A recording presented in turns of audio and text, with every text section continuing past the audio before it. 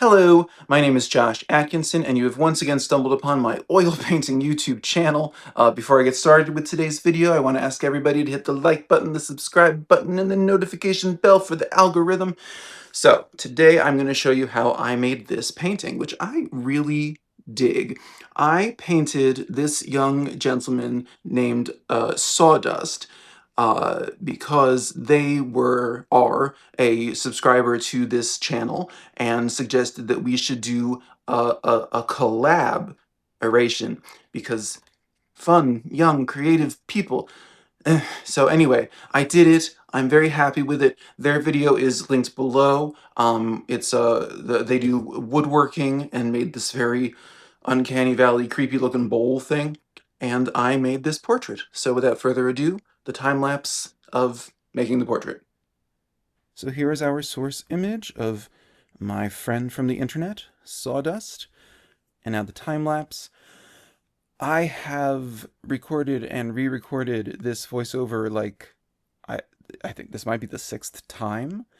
I don't know exactly why. I'm feeling I don't know, I'm feeling kind of exposed because it's like uh I'm painting someone, and now not only they've seen the finished painting, and I believe that they liked it. I don't think they're pretending to like it or anything. But there's something else about showing the whole process.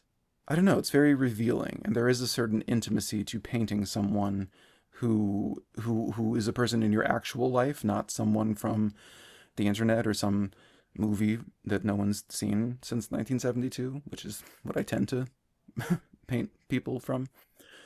But so anyway, I don't know. I'm going in trying to just throw down some suggestions of colors that I will be pushing more down the line. Right now, it's a marriage. Well, I don't know, it's a proposal of getting form and proportion correct, but incorporating color.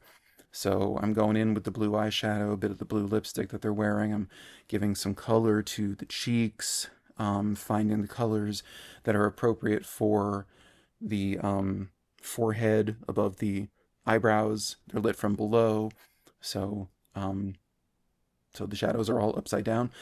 I've also never painted someone with a shaved head, so the eyes are technically just in the actual middle of the skull, which I vividly remember being in a sixth grade art class. And I did not try art until I was 15, so I was just there for, I don't know, because school put me there. Um, but I remember learning that the eyes were only halfway through the face, and that there was, or the head, and that there was actually as much head above the eyes as there was below the eyes. It's just kind of, I don't think that's the way that we perceive people, so that becomes a bit of a conflict that I have doing the painting. But it's riddled with conflict because it's a real person that I interact with, whose opinion I value, and especially when you're painting someone, you don't want it to, you don't, I don't know, you want to look like you know what you're doing. I've been pretty open about the fact that I don't know what I'm doing, and I didn't go to art school, and now you take your shot. Um, but seeing it is different. I had an experience when I first started painting at like 15. I don't know, maybe I was 16 when I painted somebody, and they sort of took it as an insult that it wasn't a good painting and I didn't make them look attractive, but that wasn't, they made it seem like I was trying to say that I thought they were unattractive, but the issue was just I wasn't good at painting. So, because I was like a year into it. So, if anybody ever paints you, if you ever model for anybody, just like find a way to be encouraging.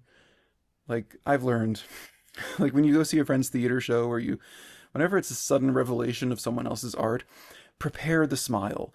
Prepare to say, oh, and find something nice to say. Anyway, I don't know what public service announcement I'm doing. So I am reinforcing blue, um, going in with phthalo blue on the lips because it's punchier than ultramarine. The eyes, I'm going mostly with yellow ochre to color out the, what are they called, the irises. Um, yeah, and just kind of, now I'm punching in the eyeshadow, little highlights on the lips. Um, It's trippy painting someone with light from below. I've done it several times now, so I guess I shouldn't still be getting tripped up, but oh well. Um, like the shadows are reversed. Like when you paint faces a lot, you begin to see anticipate shadows happening in certain shapes. But when you light someone from below, these are not the shapes you're used to. These like triangles above their eyebrows, this triangle in the above the or in between the eyes, above the nose. So, so yeah, trying to keep them from looking like an actual baby. Um, but yeah, I don't know. I'm okay. Now I'm going in with choppy, blocky strokes with big, vivid color. I I don't consider this abstraction. I consider this distortion because I kind of just feel like abstraction needs to be an organic process. And as much as I love this style of portraiture, it does feel like something I'm putting onto an already mostly finished painting rather than something that I'm arriving at through the process of pursuing the ultimate likeness, you know? But anyway, speaking of likeness, you should like this video and you should subscribe because I'm trying to hit 1,000 subscribers by the end of the year. And I'm just such a nice boy. Anyway, yeah, this is much more fun to me. Like you can see, I've got all this unblended blue all over, like kind of defining the shadow between the chin and the neck. There's blue in the temples. There's really bright orange in the cheeks. That's not what would occur on human skin unless you've you know like baked yourself on the beach and look like a lobster. Um, I don't paint their pupils because I just prefer not including the pupils. I feel like the eyes would be prettier if we didn't have a black dot in the middle. There'd be so much more color. But yeah, so I just kind of when I do this, I go in with big colors and big brushes, and I hope for the best. And there's a lot of correction that happens throughout. But at the end of it, as long as it worked, then I really like it, and I find it much more exciting than a traditionally, blended, flat kind of portrait. So I am moving past this style, but this is a style I will always return to because even if it doesn't feel like true abstraction and doesn't feel quite as organic as I would like, it still looks really cool at the end of the day. So, yeah. But anyway, this is my painting of Sawdust, whose channel and collab video, what do you call it? Pair, whatever, is linked below. It's been an honor to work on this individual and get to know them better.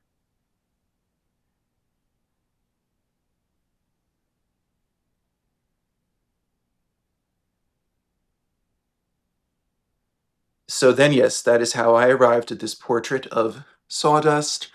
I know I've been talking about being kind of tired of this style of portraiture, but honestly, I kind of also love it.